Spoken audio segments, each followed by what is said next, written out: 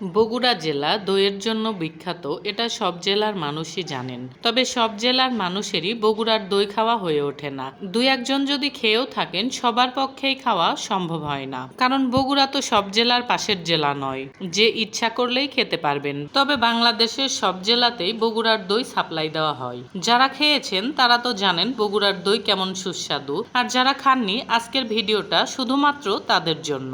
আজকে আমি আপনাদেরকে দেখাবো কিভাবে ঘরে বসেই সহজ পদ্ধতিতে বগুড়ার বিখ্যাত দই বানিয়ে ফেলতে পারবেন। আমি নিজেও আজকেই প্রথম বগুড়ার দই বানিয়েছি, তবে আমার কাছে একজন এক্সপেরিয়েন্স পারসন ছিল।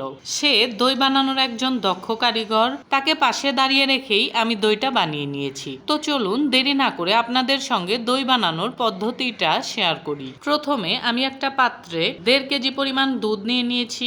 দুধগুলো ভালোভাবে গরম করার পরে এর মধ্যে 1 কাপ পরিমাণ চিনি দিয়ে দিয়েছি। তারপর মিডিয়াম আঁচে রেখে প্রায় 30 মিনিটের মতো জাল করে 1.5 কেজি দুধ 1 কেজিতে নামিয়ে নিয়েছি। দুধের ভিতরে কিন্তু কোনো প্রকার পানি মেশানো যাবে না। দুধটা ভালোভাবে জাল করে নেওয়া হয়ে গেলে পাশে নামিয়ে রেখে 1 কাপ পরিমাণ চিনি দিয়ে ক্যারামেল তৈরি করে নিয়েছি। তারপর একটা মাঝারি সাইজের চামচ নিয়ে 2 চামচ দুধ ক্যারামেলের ভিতরে দেব, যেন ক্যারামেলটা পাতলা হয়ে যায়। এরপর সবটুকু ক্যারামেল দুধের পাতিলে ঢেলে দিয়ে ভালোভাবে মিক্স করে নিতে হবে।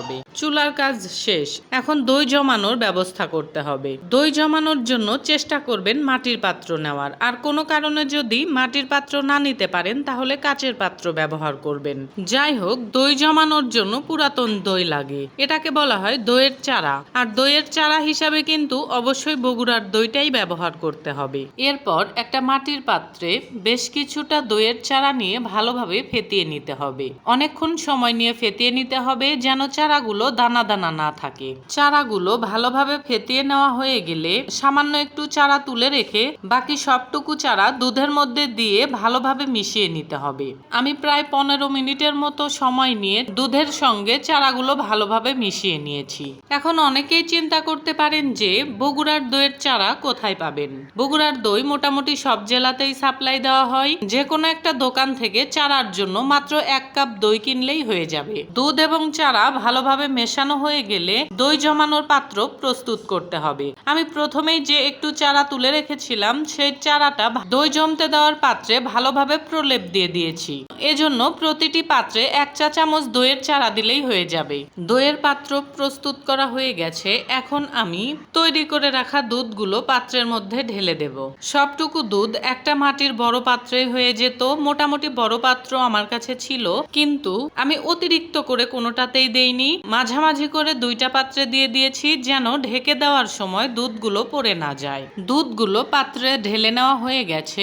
এখন আমি এগুলো জমাট বাঁধার জন্য ঢেকে দেব। দইগুলো জমানোর জন্য এমন জায়গায় রাখতে হবে যেখানে থাকলে কোনো বাচ্চা এগুলো নড়াতে পারবে না। নড়ে গেলে কিন্তু দইগুলো ভালোভাবে জমাট বাঁধবে না। যাদের বাসায় ছোট বাচ্চা নেই তারা তো একদম নিশ্চিন্ত, কিন্তু আমার বাসায় একটা ছোট বাচ্চা আছে, তাই আমি আমাদের গেস্ট রুমে বিছানার উপর দইগুলো জমতে দিয়েছি। এই রুমে আমার ছেলে কখনোই আসে না, সেই কারণে নড়ানোর কোনো সম্ভাবনা নেই। দইয়ের পাত্রগুলো আমি 2টা কাঁথা দিয়ে ঢেকে দিয়েছি, আর চতুর্দিকে ভালোভাবে চেপে দিয়েছি যেন কোনোভাবে বাতাস প্রবেশ না করে। এগুলোকে আমি 12 ঘন্টার জন্য ঢেকে রাখবো। এখন সকাল 7টা বাজে, আমি সন্ধ্যা 7টার পরে দইগুলো উঠাবো। 12 ঘন্টা পরে দইগুলো একদম জমাট বেঁধে গেছে। দেখে বোঝাই যাচ্ছে না যে এটা ঘরে তৈরি নাকি কিনে আনা। আর দইটা খেতেও কিন্তু একদম বাজার থেকে কিনে আনা দইয়ের মতোই লাগতেছে, খুবই সুস্বাদু। উপর দিয়েও দেখেন কেমন সর বেঁধে গেছে। বাসায় অবশ্যই এভাবে ট্রাই করে দেখবেন। যদি আমার রেসিপিটা হুবহু কপি করতে পারেন তবেই অরিজিনাল বগুড়ার দইয়ের স্বাদ পাবেন। আমার মনে হয় না এর চেয়ে সহজ পদ্ধতিতে আর কেউ বগুড়ার দই বানানো দেখাতে পারবে।